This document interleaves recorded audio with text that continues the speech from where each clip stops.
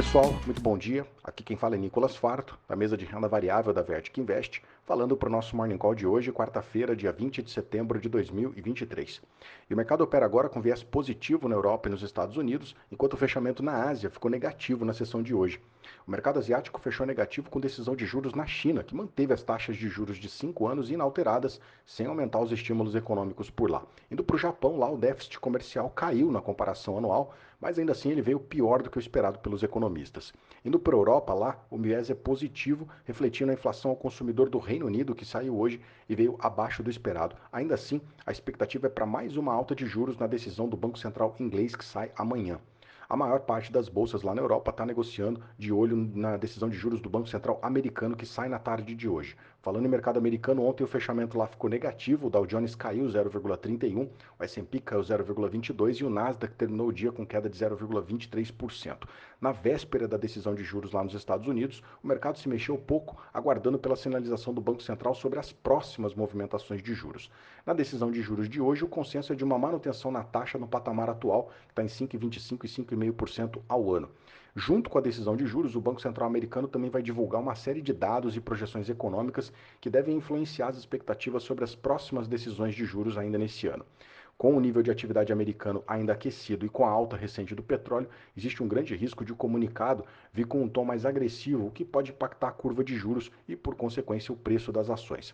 A decisão vai sair hoje às 15 horas e às 15h30 tem a coletiva de imprensa com o presidente do Fed, o Jerome Powell, onde o mercado vai ficar de olho para tentar calibrar as expectativas sobre as próximas decisões de política monetária lá nos Estados Unidos. Atualizando aqui os índices agora, S&P Futuro subindo 0,16, Eurostock 600 subindo 0,61, FTSE de Londres sobe mais, alta de 0,77%. No Japão, o Nikkei fechou hoje com queda de 0,73% e na China o Xangai Composite caiu 0,52%.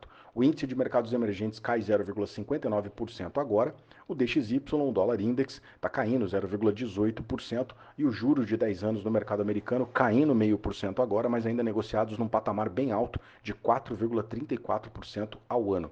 O índice de commodities da Bloomberg está caindo 0,25% e o petróleo finalmente tem uma sessão de queda, o petróleo caindo 0,9%, o WTI cotado agora a 89 dólares e 66 centavos o barril. Já o Brent cai um pouco mais, 0,92% de queda, cotado a 93 dólares e 48 centavos o barril. Petróleo operando em queda, realizando lucro antes da decisão de juros nos Estados Unidos. O minério de ferro fechou com alta na China nessa madrugada, lá em Dalian. Hoje o minério se valorizou em 0,46% e terminou cotado aos 119 dólares e 69 centavos a tonelada. Vindo para cá, ontem o Ibovespa caiu 0,37%, terminou o dia ontem aos 117.845 pontos. O dólar subiu 0,35% e fechou ontem nos R$ 4,87. A curva de juros por aqui terminou com alta em quase todos os vencimentos, seguindo o movimento da curva de juros americana.